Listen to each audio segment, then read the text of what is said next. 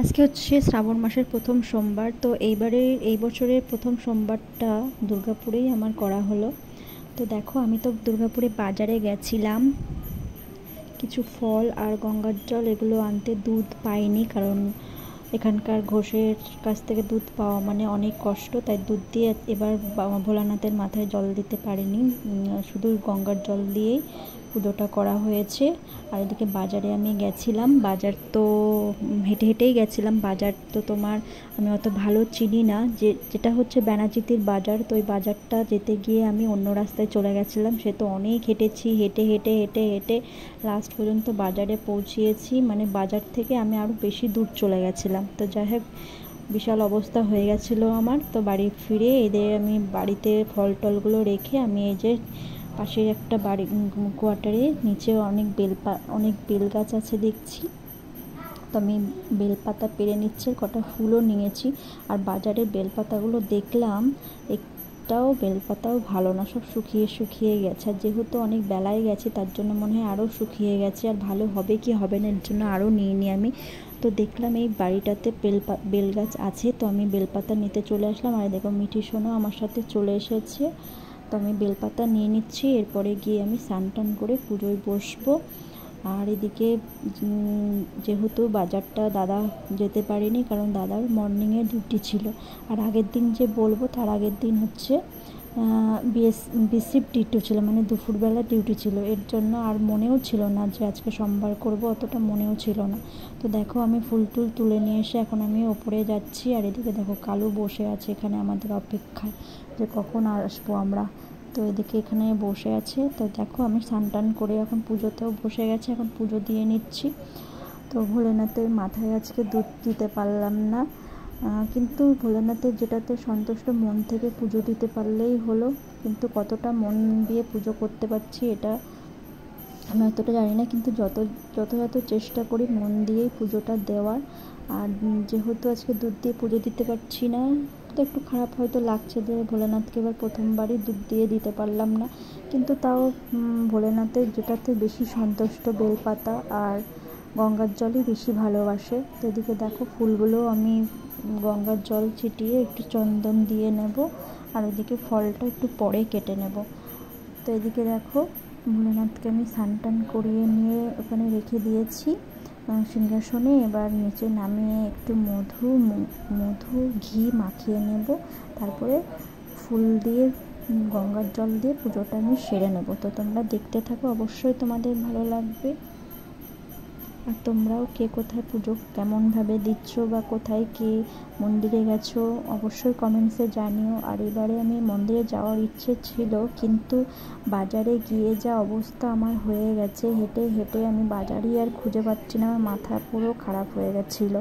তো এর জন্য আমি আর মন্দিরে যেতে পারলাম না, কারণ মন্দিরটাও তো অতটা আমার চেনা নেই। আর যেহেতু স্বর্ণনদীও যেতে পারবে না, এর জন্য আমি একা একা আর কোথায় যাবো, তার জন্য আর মন্দিরেও যাওয়া হয়নি। বাড়িতেই সেরে নিলাম পুজোটা। বাড়িতে শিব ঠাকুরের দেওয়া মানে সেই তো শিব, তো একই শিব, বাড়িতে দেওয়া মানে সেই একই ব্যাপার। তো যাই হোক, আমি অতটা ভালো করে পুজো আমি হয়তো দিতে পারি না, কিন্তু যতটা পারি নিজের যথাযথ চেষ্টা করি ভালো মতনই দেওয়ার মতন। আর আমি অত পুজোর নিয়মকানুনও সত্যি কথা বলতে গেলে আমি অতটা জানি না, তো যতটা পারি নিজের মন থেকেই চেষ্টা করি দেওয়ার। তো এদিকে দেখো, আমি ভোলেনাথের মাথায় মধু চন্দন তো মাখিয়ে দিলাম, আর ঘিও দিয়ে দিলাম। চন্দনটা একটু পরে দেব। আর এদিকে হচ্ছে পাশের বাড়িতে একটা ছেলে কীর্তন করছে, তার জন্য কীর্তনটাও শোনা যাচ্ছে। তো এদিকে দেখো, গঙ্গার জলটা আমি এখন ঢেলে দেবো বাবার মাথায়। জয় শিব শম্ভু, জয় শিব শম্ভু, ওং নমঃ শিবায়, ওং নমঃ শিবায় বলে আমি গঙ্গার জলটা দিয়ে দিলাম বাবার মাথায়। তো ভোলেনাথকে একটাই প্রার্থনা করি যে ভোলেনাথ সকলের যেন মঙ্গল করুক, আর ঠাকুর তুমিও যেন ভালো থাকো, এটাই আমি বলি। সবাইকে যেন ভালো রাখে, সঙ্গে আমাদেরকেও যেন ভালো রাখে। তো চলো আমরা পুজোটা দিয়ে নিই। সবাই আজকের দিনে অনেকেই শ্রাবণ মাসের সোমবার করছে, অনেকেই শ্রাবণ মাসের সোমবারে পুজো দেবে, কেউ মন্দিরে কেউ বাড়িতে। বেশিরভাগ সবাই মন্দিরেই দেবে, হয়তো বাড়িতে পুজো করে তারপরে মন্দিরে দেবে। তো আমি এইদিকে মন্দিরে তো যেতে পারলাম না, তাই বাড়িতেই পুজোটা দিয়ে নিচ্ছি। তো আমি এইদিকে পুজো দেওয়ার পর তারপরে শর্মিলা দিয়ে একটু জল দিয়ে নেবে ভোলেনাথের মাথায়, কারণ ও তো এখন বেবি হবে, তাই ও তো অতটা পুজো টুজো উপোস টুপোস করতে পারবে না, অতক্ষণ ওর পুজো করা সম্ভব না, উপোস করে থাকাও সম্ভব না। তার জন্য প্রথম থেকে পুজোটা আমি সেরে নিচ্ছি, এরপরে আমি সব কিছু কমপ্লিট করার পরে ও একটু জল ঢেলে নেবে, তো তারপরে পুজো কমপ্লিট হয়ে যাবে।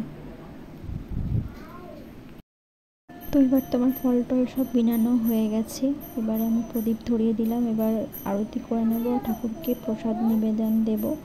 তো প্রথমে আমি শ্রীকৃষ্ণ ভগবান আর রাধা মাকে আমি প্রসাদ নিবেদন করব, তারপরে ভোলেনাথের উদ্দেশ্যে প্রসাদ খাবে, মানে শ্রীকৃষ্ণকে প্রসাদ দেওয়া মানে সবাই প্রসাদ পাবে। আর এদিকে মা লক্ষ্মীকেও দিয়ে দিচ্ছি, কারণ মা লক্ষ্মীর তো আর শ্রীকৃষ্ণ প্রসাদ হয়তো হয় না দেওয়া, তো তার জন্য মা লক্ষ্মীকে আলাদা করে নিবেদন দিলাম। আর এদিকে একটা বড় থালার মধ্যে শ্রীকৃষ্ণ রাধারানীকে নিবেদন দিলাম। তো শ্রীকৃষ্ণ রাধারানীর প্রসাদ সবাই পাবে, মানে ভোলানাথ এটা হয়তো পছন্দ করে, ভোলানাথ কৃষ্ণ প্রসাদ নিবেদন করে। তো এদিকে হচ্ছে আমি দেখো পুজো করে নিচ্ছি, আরতি করে নিচ্ছি।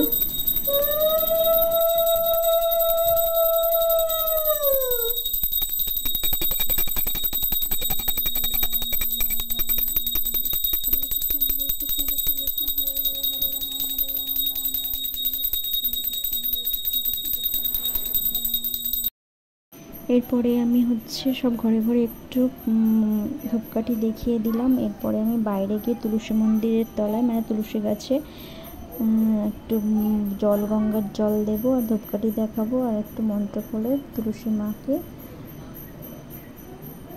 জল ঢালবো, ওদিকে সূর্যদেবকেও দেব। তো এখানে হচ্ছে এইভাবেই মানে টবের মধ্যে তুলসী গাছ লাগানো, কারণ মন্দির রাখার তো তুলসী মন্দির রাখার এখানটায় অতটা জায়গা নেই দাদাদের এই কোয়ার্টারের মধ্যে, তার জন্য টবের মধ্যে এই তুলসী গাছটা এখানটা এইভাবে রাখা। তো এখানে তুলসী গাছটা খুব সুন্দর হয়েছে, দেখতে ভালোই লাগছে। আর এখানটাই ঠাকুর মানে পুজো করা হয় আর জল দেওয়া হয়। তারপরে আমার পুজোর জল দেওয়া হয়ে গেলে আমার পুজো সম্পন্ন হবে। তো আমি এখন ফুলটা দিয়ে নিলাম।